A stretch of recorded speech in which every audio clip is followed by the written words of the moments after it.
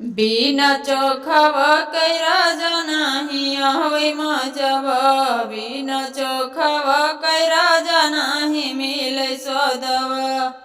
दालिया बनावली बनवली भतवा। बिना चोखवा कैरा जानाही आवे मजवा। बिना चोखवा कैरा जानाही आवे मजवा।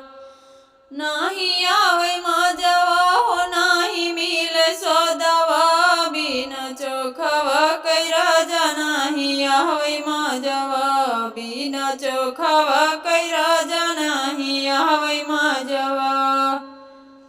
कढ़ी जवनवा दिहली सासु यो ससुर के। कढ़ी जवनवा दिहली सासु यो ससुर के।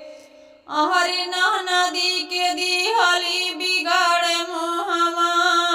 ननदी घर घुमनी बिगाड़े मुहमा। बिना चोखवा कैरा जानाही आवे मजवा। बिना चोखवा कैरा जानाही मिले सदवा।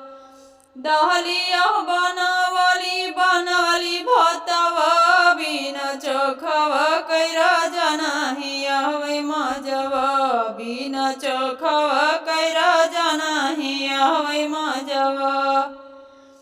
कढ़ी जेवनवा दिहली जेठौआ देवर के। कढ़ी जेवनवा दिहली जेठौआ देवर के। अहरी जेठनी झगरहिया देखावे नखरा।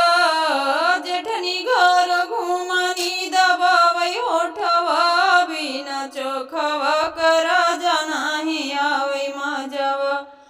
बिना चोखवा कैरा जानाही आवे मजवा।